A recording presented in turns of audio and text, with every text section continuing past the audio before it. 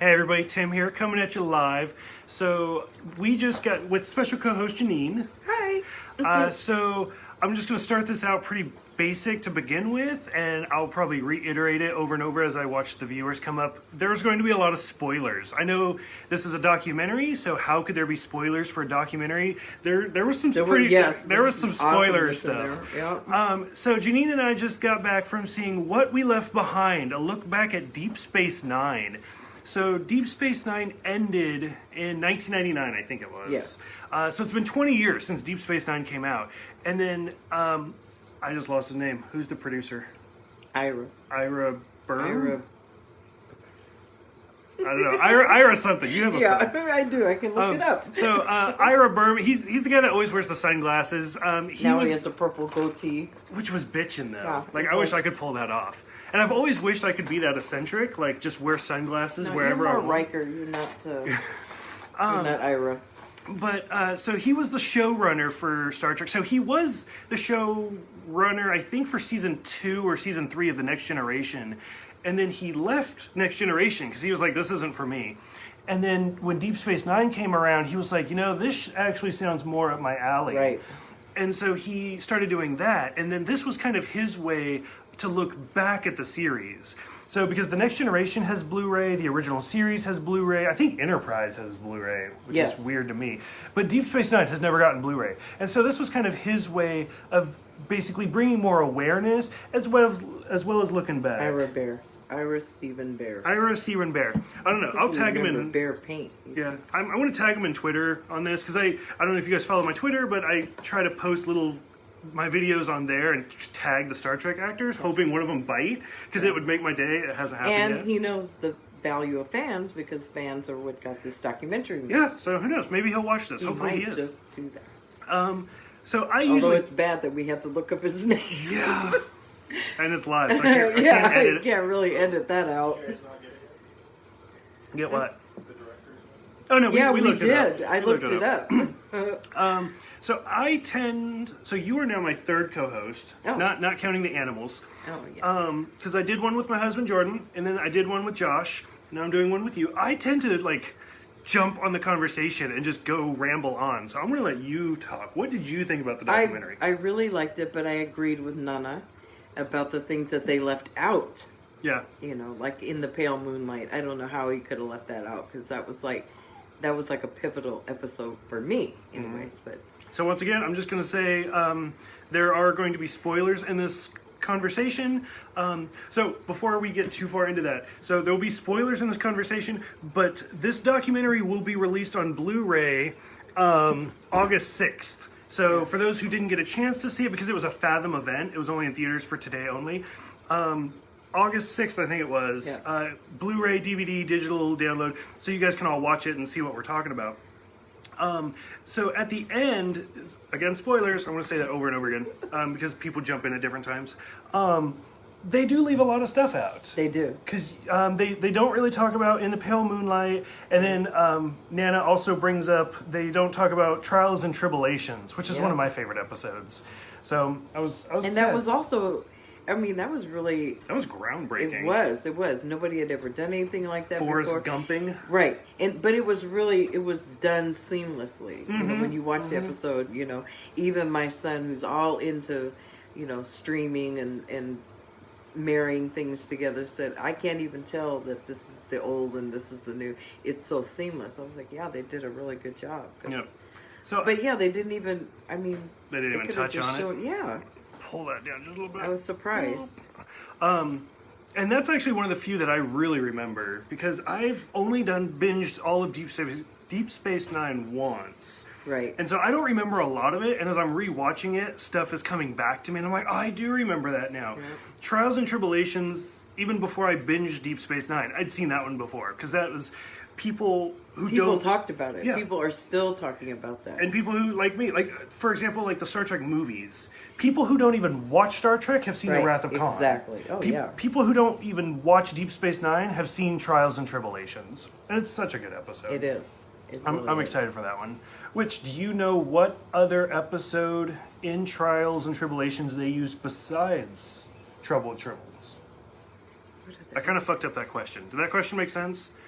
I know what you're saying. You're saying that inside from the original Trouble with Tribbles, they used another episode. They did, yes. And because the majority of it is Trouble with Tribbles. right, But is there's that the one scene. with the mud character? Nope. No, I don't know. So at the very end of Trials and Tribulations, the 2 time cops are talking to Cisco, and they're Right. like, "Did you do anything else?" And Oh, that's right. Cisco goes up to Kirk, and Kirk's Right. that is from the Mirror episode, That's right. where he meets the female ensign. Right. Oh, But yeah. that's random right. trivia that I know. So overall, I thought it was a great documentary. So I was a little hesitant, and I told you this because, like, I love Deep Space Nine, but I don't like documentaries. I've seen a few, and occasionally there are some great documentaries out there. This one of them. But this was actually really, really good. It was. And during the episode, they write an episode for DS9. Which We saw that. I'm not going to spoil it too much, but yes. So they actually sit down and do like a round table, and they're like, you know what? If we were to start a new Deep Space Nine show tomorrow, season 8, Yep. let's do the pilot right now. And they actually write the pilot right there in front of you. And they do the animated teaser and everything. It was great. It's really I good. was fully invested in this episode. I wanted them to finish it. When they got to Act 5, I was getting goosebumps. Yeah, me too. Because, yeah, it was. But then it was they leave it intense. on a cliffhanger, so they have to. Now we have to start. They have to bring it back. They do. Just so they can just Which, finish that off. realistically speaking, later on this year, we do get the new Picard show. Right, that's true. So, And he said he would never come back, but so it was good enough to bring him back. So if- it must be awesome. if this documentary brings enough awareness, Yes. they might do another Deep Space Nine It would show. be really nice if they did. I mean, they've rebooted everything else. Why not DS9? I would be okay with not bringing Enterprise back. Well, yeah, I had some issues with that, but it still had one of my favorite episodes in it. Carbon Creek was still one of my favorite episodes. Oh, I do remember that one. Yeah, It was a really well done episode. yeah. It had its hits, but it had its misses. And then the last one too, when they were leaving, where were they? No, wrong thing. Nothing? Never mind. Nothing. I get things confused. I'm old. I get I them am confused. Oh my god. Anyways, you guys missed a really good documentary. It felt more like, it didn't feel like a documentary to me. I watch hundreds of documentaries. That's not what it felt like. It really felt like we were there and they were just talking to us as fans about what the show was, what it meant to them, and I felt like I was right there with them. I was And it fully was good. invested. Yeah, it was And really good. what I liked about that is they didn't just do the actors or Right. the writers or the director. Like, they got everybody. Yep. Like, anybody who would even some of the extras, they were like, oh, you Yeah. were involved with Deep Space Nine? Come with me. You're doing my video. They had and it people was, from it was casting, great. from design, set design, costumes, Mm-hmm. and makeup. They covered everybody, so it was really good. Yeah. I think one of my favorite things, and to kind of go more for the audience, for you guys, which this is a big spoiler for the documentary. At one point, Ira Berm, I already forgot his name. Bear. Ira Bear is kind of going down the Dog named list. Bear. Come on. I do. Where's Little Bear? He's going down a list of all of the things that Deep Space Nine has done.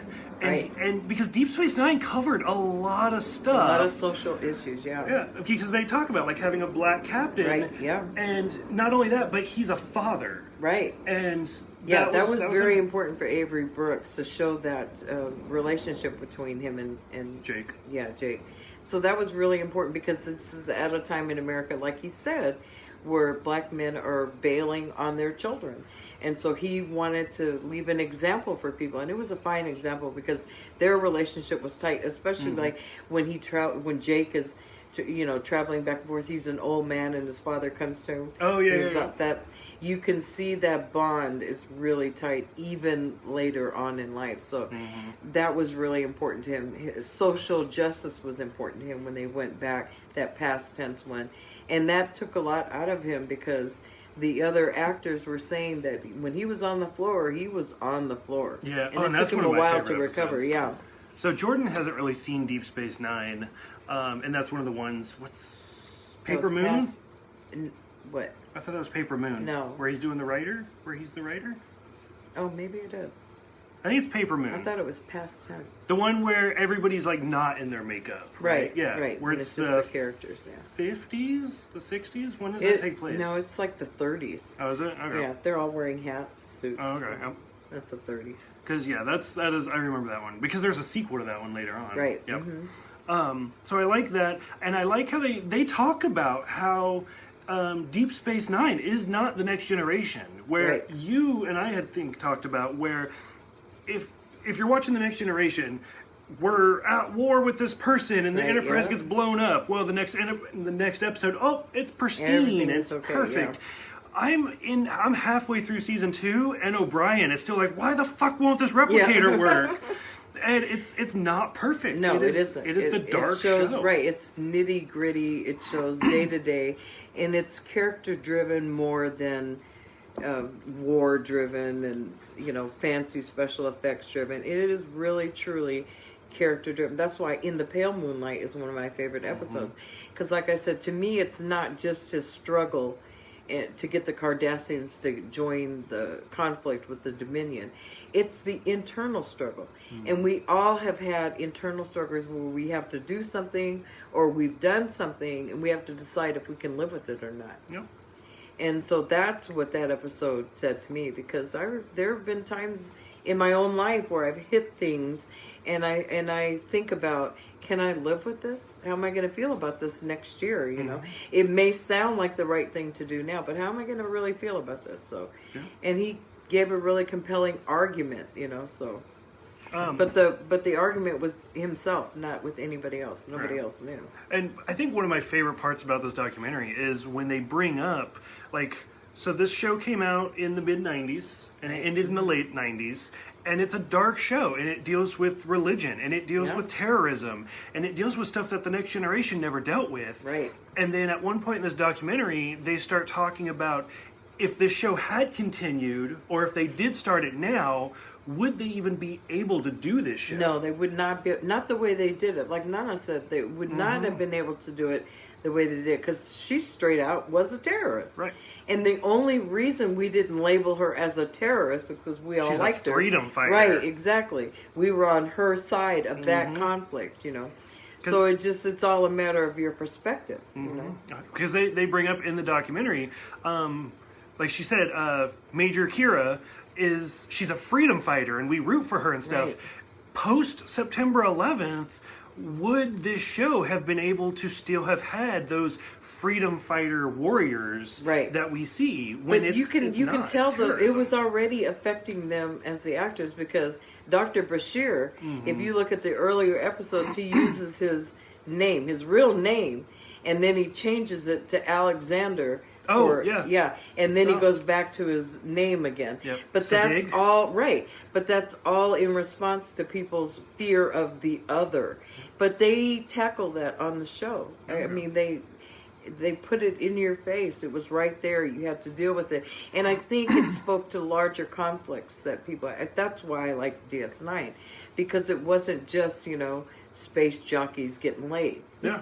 Oh, like the original Star Trek was in the beginning. Oh, yeah. It was just Kirk getting laid. So this is why I like having a co-host. You guys aren't really saying anything. That's okay. But the scene in the documentary that jumped out the most to me is probably the most obvious. So like I said, Ira Bear is going down this list. He's like, okay, we talked about religion. Okay, we talked about social justice, and he talks about we're seeing people get beat up, and at the same time we're seeing Rodney King get beat up. Right. And then finally we come to the giant elephant in the room about Star Trek has never, ever, until Discovery, talked about the LGBT community. Right. Ever. Sexual identity, right. There's a couple episodes that I talked about in The Next Generation where they had the opportunity to. Yeah, the one with the 3 people that they had, they needed an intermediary for sex. And that person came out and said, I identify as female. Oh, right. See, that was a good one. Yep. But they didn't take it far enough. Yeah. That was Outcast. Right. Yeah, where Riker fell in love. Exactly. And supposedly, I don't know how true it is, but Jonathan Frakes actually said, he wanted a male to play that role. Right. Because they were androgynous. Right, Yep. exactly. Like there was that one, and then the host, the very first Trill episode, where the Trill becomes a woman, and Dr. Crusher's like, "I'm sorry, I can't do this." She never says it's because it's a woman. She says she can't handle the body flip. Right. So the Next Generation had opportunities, but never did. Right. And the Deep Space Nine had 2 occurrences that I can remember where it's once again it's the Trill, because we see Dax with a former partner who is also a woman now. Which I don't remember that episode 100% because she was a male, and was her partner a female? Dax, the partner in the episode doesn't have a symbiote. It was just her partner when she was a male. Gotcha. Okay. So now she's not male. Right. She's a female. Right. So there's that episode where we see Dax make out with a woman. And then the Mirror Universe, where I think it's Dax again, isn't it? Dax and Kira? It's Dax and Kira, yeah. Yeah, so we see Dax and Kira make out, which, to be completely honest, in a heterosexual world, women have always been more accepted. Right, exactly. Like, I've seen so many bumper stickers that are like, "I'm okay with lesbians as long as they're both hot." Right. And that's the society we live in. And so Star Trek had touched on homosexuality with the 2 women. But what I loved about this documentary is they're going through, and it gets to the LGBT community, sexual identity, and he doesn't want to check the box. And somebody else checks it, and Ira's like, "No, you have to take that check off. We took a step forward, but we didn't do all that we could have." I swear to God, I almost started crying. Whereas the new one, Discovery, they tackle it head on, and they make it. I mean, it's not. They're not making a caricature out of this relationship. It's a real relationship where you can really fully identify with both of these characters, I mean, I am not a gay man, but I love those 2 characters. Right. I love them. Yep. So, finally they're... And they don't have to go out of their way to say, "Oh, I'm gay. I'm gay." Yeah. They don't have to be over the top or anything just brushing your like teeth that. together. That's fine. Right. And so what I liked... Oh, so again, spoilers for the documentary, if you guys don't want to know. So Ira's talking about, like, we took a step forward and we did better than other shows, because I don't remember any representation in Voyager.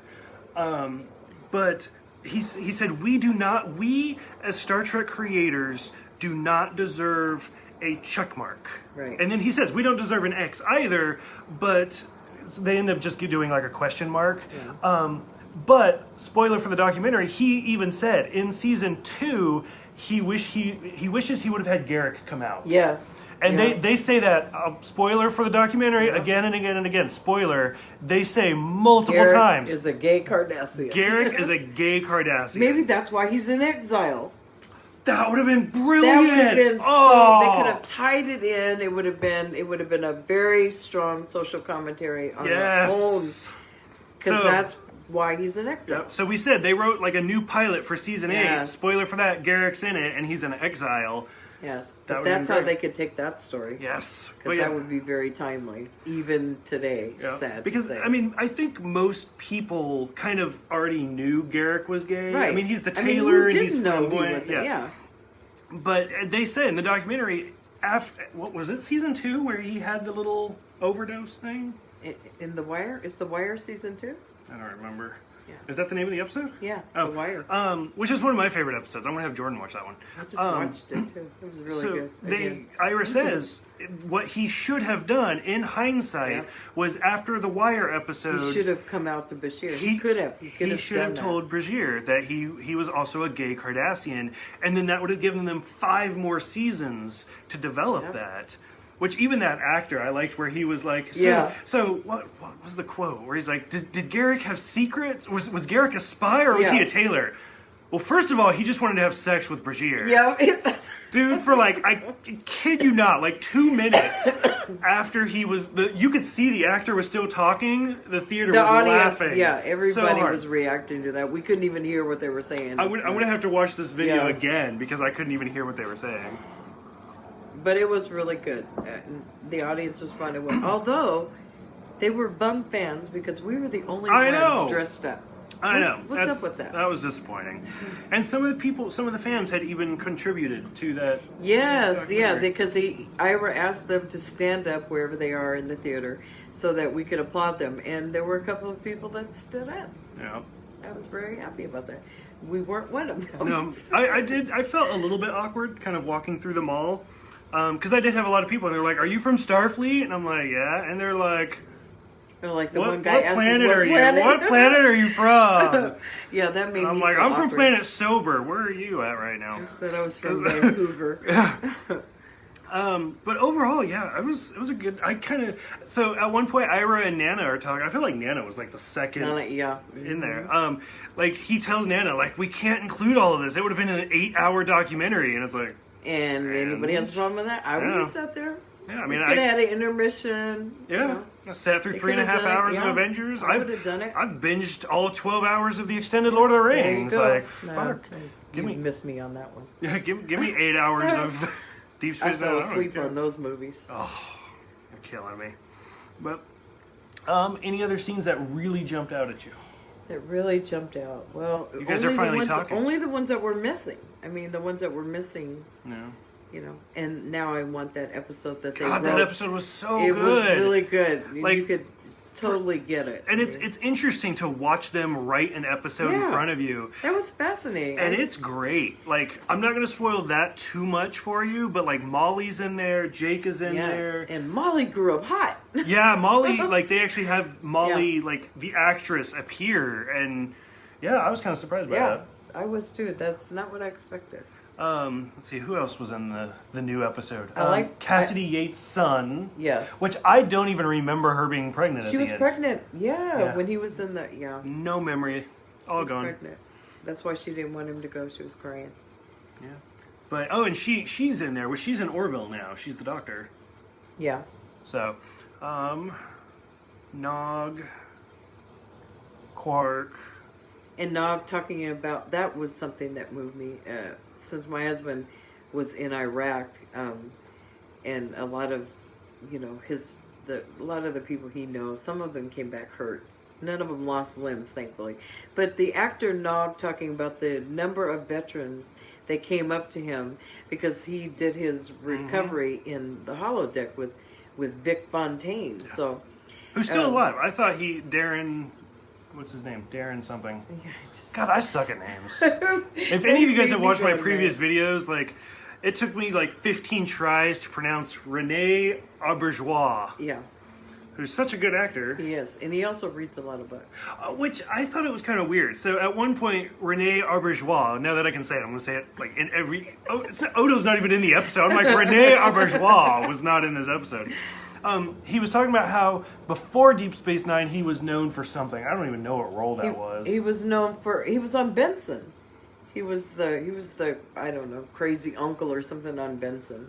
Okay, so evidently he was a crazy uncle on Benson. I knew him from he was Chef Louis in The Little Mermaid. So if any of you guys have watched The Little Mermaid, Shows how young you are. the movie, it was like 1989. Yeah.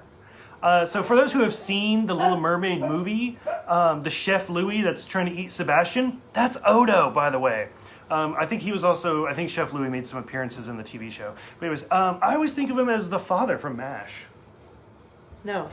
That was him. Huh? I swear to the movie. father? The Oh. movie. No, the preacher. Father McConaughey? Father Mulcahy. Father Mulcahy. The movie. The Oh, one with I don't Donald think I saw- Sutherland and stuff like that. That was him. That was Rene Auberjonois. Oh wow. It's been a Who long was time. in that movie? It It's was been a long time since I've seen that movie. it was Donald Sutherland. I didn't see it till after the series MASH ended. Yeah, same. And then I went back And and saw I the actually movie. didn't like the movie that much. I didn't either. Radar was in I was it. surprised that they made the series after that movie. Yeah. Because I mean, that's how the Donald like, Buffy Sutherland and was. Kiefer Sutherland, I don't care for their acting at all. Although Kiefer's getting better and better as he gets Yeah, I older. like Kiefer. Like Stand By Me. Yeah, He's good. his father I didn't like, who's and the- his father was in Hunger Games, right? Yeah, he was the He's president. the asshole, right? Yeah. President Snow. Yeah. And he was in I Space want him Cowboys. to die. Yeah. Yep. And my cat Moo Moo misted me. Who was the other guy? He was in Secondhand Lions. You could probably read the answer. They're probably telling you. I don't know. If you guys have seen the movie MASH, who was in it? I like Secondhand Lions. Who's too. the two old guys? This is why I do live videos. Is because I'm not really that smart. I just look stuff up. Yeah, that's what I do. Because it's in Secondhand Lions. It's Michael Caine and it's that person. I don't know. You can just look up MASH the Yeah. movie. Why not look up Secondhand Lions? Because it's going to give it to me. Robert Duvall. Oh, Yeah, that's so- duh. It was so in the movie MASH. It was Robert Duvall and Keith and Donald Sutherland. Right. Those were Hawkeye and Trapper John. Okay. And then Rene Auberjonois was Father Mulcahy. Okay. Yeah. So I don't know. That was a long whoop. Yeah. That's where I knew him from, other than Odo. And I know him mostly now from my audiobooks. He's Or- one of my 'cause he favorite does a lot of readers. He readers. reads a lot of my audiobooks. I've always wanted to sit down with one of the actors and talk to them about audiobooks, Yeah. what it's like. Just reading. John Delancey and Majel Barrett did an audiobook together. Oh, It's all about Q and La Waxana, right. which I liked how she got a special shout out.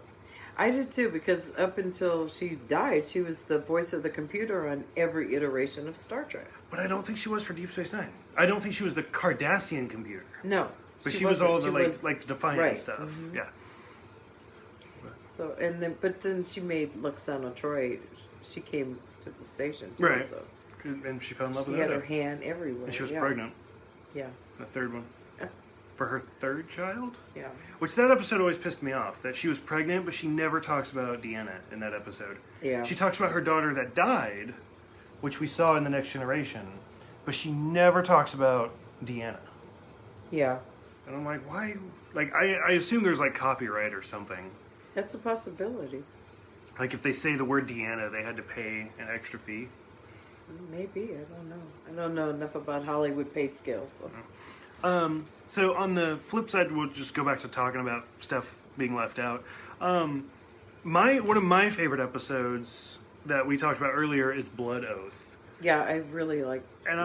I was upset, and that episode's coming up soon. I'm super excited because it has 3 of my favorite characters from the original series reprising their roles. Right.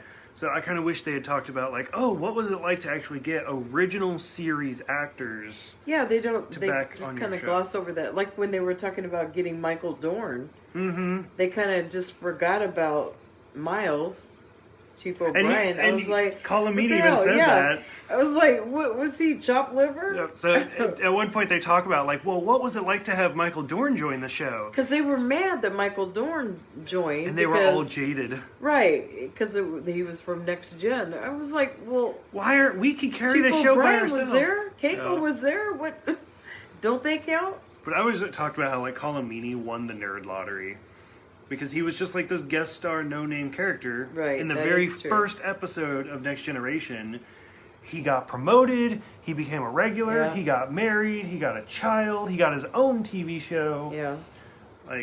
And he got his own uniform. I don't know if you know that. He has his own custom uniform from Deep Space Nine. Oh wow. When they went to him for Deep Space Nine to get him fitted, he said that he had 2 requests.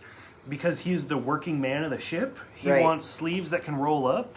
Which I don't even know if my Which sleeves makes can roll up. sense. A little bit. Yeah, that's actually kind of what they look like throughout the show. Yeah. Oop, look at that. My sleeves can roll up. Colin Meany, you're not so special. And he wanted a suit with pockets Right. to hold his tools. So, I don't know. Colin Meany won the nerd lottery. Yeah. Which is kind of my goal for one of these. I don't think it'll ever happen, but I'm hoping that someday some Ira It's Bear. not gonna happen with that kind of energy. With you saying it's not positive gonna energy. happen. Ira Bear watches It could one of my happen. reviews. Well, okay, so we have four Star Trek shows going on. We have Yes. Discovery. Which pisses me off that you can only see it on CBS All Access. A little bit. That's bullshit. Unless you're out of America. If you're somewhere else, I don't know if you saw that I announcement. did not know that. Yeah, so So Patrick if Stewart. I lived in Canada, I wouldn't have to pay $8 a month to see it. Canada didn't count either. So today, Patrick Stewart released a Facebook video saying, if you live anywhere, that's a terrible Patrick Stewart voice. If you live anywhere besides America and Canada, you get to watch the new Picard show on Amazon Prime. So fuck you, America. Wow. Because in America, it's owned by CBS. So do you watch Riverdale at all? Sometimes. Because far behind though. From what I've understood, Riverdale and Sabrina is kind of the same way, because there was this big outcry that Riverdale is on the CW, but Sabrina, the Teenage Witch, is on Netflix. And like everybody in America is like, how are they going to do crossovers if it's two different platforms? And everybody else in America is like, we can only watch Riverdale on Netflix anyway. So anyway, so there's Star Trek Discovery. There's the new Section 31 TV show coming out. There's the new Picard show coming out. And there is Lower Decks, a Nickelodeon cartoon coming out. Oh, wow. Which I don't think I could act like in a real show, but I could probably do a Lower Decks voiceover. See why you couldn't act in a real show. Yeah. Trust me, people in the mall thought he was an actor from the show. You could have done it. You could have done it. I don't know. If we were in Cali, he'd be on the show. I could stand in the background. I don't know if I could act. I feel like I'd get nervous. He wants to be a green shirt. A green shirt? Isn't that the ones that used to die? That's the red shirts. No, that's the red shirt in the original. Right. It's green shirts in some of the other ones. But yeah, you're already in a red shirt. I know. Yeah. But that's the captain. And my brother-in-law said, well, what are you? I don't know. I just bought a costume. But it looks really good. It looked good. Anyways, it was really good documentary, people. You have to see it. I'm excited to watch it. I'm excited more for the special features. Yeah, me too. Because they said they talk about trials and tribulations and in Paper the Pale Moon Moonlight. and the Pale Moonlight. So I'm more interested. It's to see only a those. Paper Moon was the one where he sings. Avery Brooks sings. Right. With him. Yeah. Oh, and I liked how they talked a lot about. I should have taken notes. How they actually talked about They wrote two hokey songs, one at the beginning of the movie, of this documentary, and one at the end. And they were actually pretty doggone good. Yeah, they were. Jeffrey Combs is in there, he sings. Yeah. So, I don't know how to word this, because you have to be PC all the time now. But they had, they didn't want Avery Brooks to shave his head and have facial hair. Oh, right. CBS didn't want him to. Right. Because it's Spencer. He was Hawk. He was Hawk. What was the name of the show? Spencer for Hire. Spencer for Hire. And then he did Hawk, which is a show by itself. Right. And they didn't want to confuse They didn't want him to look too street. In other words, there you they go. didn't That's want him what to it was. look too black. Right. You can't have a powerful black man on TV. Right. Any more than you can have two gay guys on TV. You can't have mixed race people on TV. Which the Hawk thing confused me. 100%, I'll admit, I was confused because they were like, he was on Spencer for Hire and he was Hawk and he had a shaved head and a goatee, so we couldn't have him like that on Deep Space Nine. And I was like, people aren't stupid. On Spencer for Hire, no, because on Spencer for Hire, Hawk was kind of a shady. It was kind of ambiguous whether he was a good guy or a bad guy. Okay. So, that was before I know of it, but I haven't binged it. So that's why CBS wanted to back off from him, because he could have just been a thug. Because that's what we all are. We're all thugs. Me being naive and ignorant, which I will admit 100%, because that's the only way you can learn. Well, that's not your America. I mean, you don't know what it's like. But see, when the CBS comes at it politically correct, like, oh, we don't want him looking like that because the fans will get confused. And my dumbass is like, bullshit. I know, my dumbass is like, who's going to confuse Spencer for Hire and Star Trek? Like, nobody's going to be like, oh, that Starfleet uniform, what show is that? They were just scared of him, that's all But it was. once, I forgot which producer it was, the producer, his exact words were, we didn't want him looking too street. Yeah. I was like, oh, they were worried because it was a black guy in command. Like, I was like, okay. Which I know a lot of people that didn't care for DS9 because they felt like that was the reason why the only black captain in Star Trek didn't get a ship. Oh. And I was like, no, I don't think that was it. Though. I liked how they did talk about that, where when they originally wrote the pilot, The Emissary, it was written for somebody that was younger and somebody who was less experienced because he's a commander. He would have been a commander, right? Because if you think about it, at this point where I'm at in the series, Cisco is the same ranking as Riker. Right. It's like, and they wrote that part to be more of a commander part, And then they hired Avery Brooks, who is by no means a commander. They listened to his audition, and he wasn't a commander. He was a fucking captain. Avery Brooks is by no means a commander. Like that. Sorry. That man walks on the bridge, and you're like, okay, like yes, sir. He's a powerful figure. He had presence. Like you want all Star Trek captains to have. They all have presence. Yep. All of them had it in a different way. Yep. Janeway had it. Oh yeah. You know, all of them have it. So, and he cut a very powerful captain figure. And that's what I liked about him, is that he doesn't have that same managerial comeuppance as like Picard. Right. If Picard tells you to do something, you don't argue. You do it. If Sisko tells you to do something, you don't argue. You do it.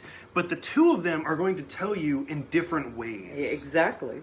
Whereas Picard tells you to do it, you're like, I would be happy to do that. Right. Sisko tells you to do that, and you're like, if I don't, I'm going out the airlock. So in other words, he's still street. Yeah, Sisko's a little bit scary. 'Cause there's an early episode where Kira goes above Sisko and talks to an admiral. And he says, like, if you do that again, I'll have your head on a platter. And you're like, fuck that. Like, Sisko is a little bit scary. But overall, and I like the dynamic that he had with Picard when he first got to the station. That was a rough scene. It was. Where he's like, we've met before. Where? The Battle of Wolf 359. And you're like, oh, you killed his wife. Yeah. Like, that was a little rough. Yeah. I kind of wish we'd seen Picard again, like towards the end of the series. Yeah, that would have been good. But to kind of see that relationship come a little bit more full circle. It should have. It should have evolved. Like everything else, things change. Especially after the Dominion War, where now Sisko has commanded people to death, and he has been through a difficult time. Now Picard can come in and be like, being a commander is not easy, is it? Being in command. Yeah, that chair is not what you think it is. Like, that would have been great to me. Yeah, that would have. Because they missed that opportunity. So they didn't miss a whole lot of opportunities on DS9. They covered a wide range of topics, and they made people think. And I think that's partly why some of the fans weren't on board with it, because it forced them to think. They had to internalize some of those issues and struggles. Whereas the other ones, everything resolved happily in one episode, you know. And DS9 was different. It made you think. It made you deal with your own kind of humanity. And how would you deal with that if you were faced with that kind of situation, you know? 100% agree. And to piggyback on that, they mentioned in the documentary, I've mentioned in my videos, Deep Space Nine was ahead of its time with storytelling. Exactly. Because the Next Generation, it was the late 80s, it was the early 90s, everything was about syndication. If I watch this episode, and then I miss next week, and then I watch that episode, I should not matter. I should be able to just watch it. The way... Some of the storylines on DS9, they were almost serial. Yeah, 100%. And so you had to, if you missed, you know, one in the middle out of the 3 or 4 that was arcing, you could be completely lost or get a whole different perspective on it. So, and CBS absolutely did not want them to do it that way. 100%. But the writers did it anyway. So I'm grateful. That's probably why the fan base took so long to catch up. Because now, you know, they can binge all of it, right? So you don't miss anything, you know.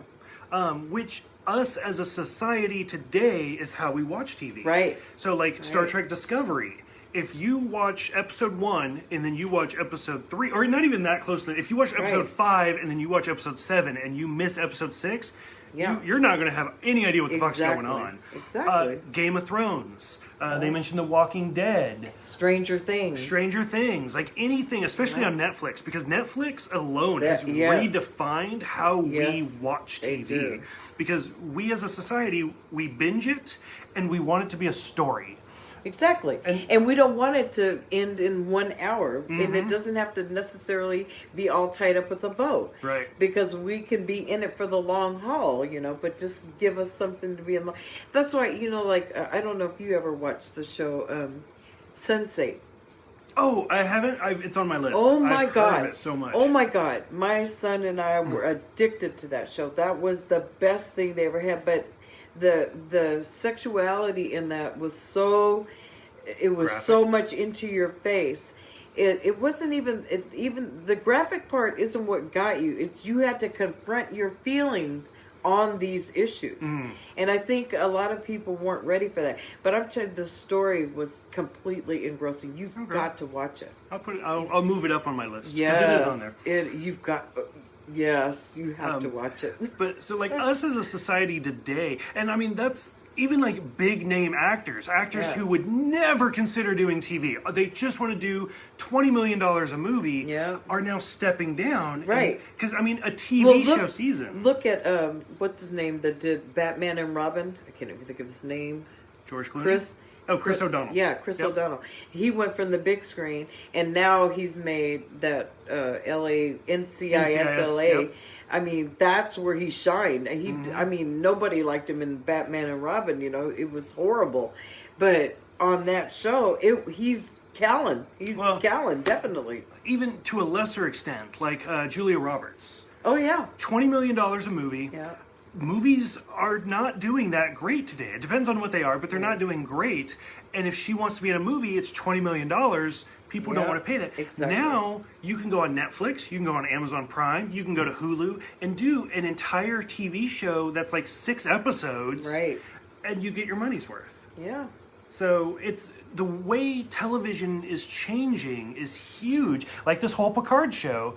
And I mean, I'm not saying Deep Space Nine is the cause of that, but Deep Space Nine is one of those early. Part in it, yeah, it's one of those they early saw breaks. Their writers and everybody. So they were visionary because it was almost like they saw the trend coming. You know. And Ronald Moore, who was one of the writers for Deep Space Nine, who then went to Battlestar Galactica. Yeah. Like Battlestar Galactica is the same way, like very long story arcs. Right. And I mean, I would say once we get to like 2000s, that's when television, like Smallville, for example, the first 5 seasons, very episodic, very freak of the week. Then once you got to like season 6, and it's like this whole season's about Supergirl, that's when it started doing it. I mean, this is 1995. Yeah. And they're doing multi-episode arcs. They did the Star Trek's very first 3-part episode. Yeah. And I mean, some people consider the last like 8 episodes or something of the final season to be one long episode. It really was. That battle. It really was. So I mean, they were far ahead of their time in that respect. And like I said, I think the deeper issue with Deep Space Nine, why it took so long for people to get on board, is because they were used to that episodic television. And they couldn't see the bigger picture. Well, and they said like depending on where you lived in the world, like. Oh, maybe the station dropped it for 1 week and now you're lost. Right. They could have interrupted it for sports, you know, because some places in America, you know, or in the world, soccer is a big thing. So if there was a big match on, you might miss your show. Or, I mean, even to a lesser extent, to be more political, the presidential debate or something. Oh, right, yeah. So, I mean, it doesn't matter. It could be anything. It could be a weather alert. Exactly. Sometimes your shows get interrupted, but now we're in that point where commercials are basically a thing of the past, depending on what you're watching. I hope. And so, I think, like I said, I'm not going to give Deep Space Nine 100% of the credit as the arcing storytelling, but I think they were definitely one of those first steps. I really do. I think they redefined the way we watch TV. Yeah, it gave other writers ideas. Yeah, 100%. Yeah.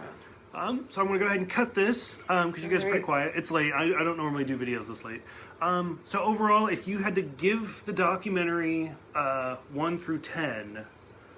11. 11? It was for me it was the best thing ever? It was one of the best documentaries I've seen in the last 5 years. Good, okay.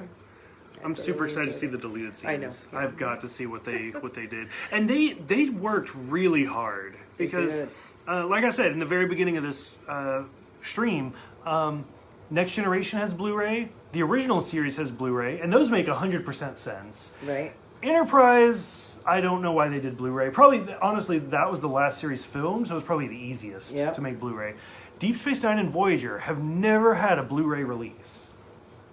If this documentary does anything, I hope that it gets those released on Blu-ray. That would be really nice. Because let me tell you, that footage was gorgeous. It was awesome. Because I've been watching it here on DVD and stuff, and it's good. And like, so I grew up. It's not HD. Yeah, so I grew up in the '90s, so I remember like screwing a VHS tape with a pencil because it got eaten, and like seeing it all blurry and stuff. Like I remember watching TV like that.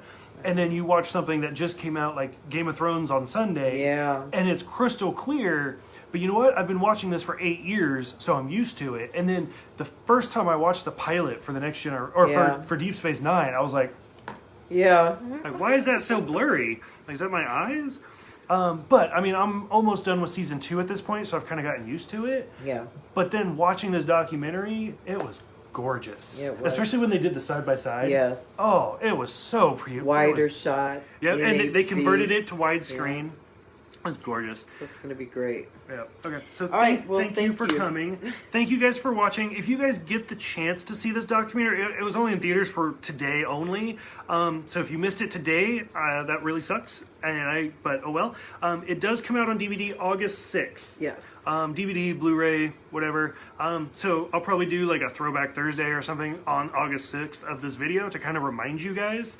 But hopefully if you guys do get the chance somehow or another, I'm not going to ask questions, try to watch this documentary. It's great. Awesome. If for no other reason, even if you watch it and you hate it, watch it because you like Deep Space Nine and because it brings that awareness.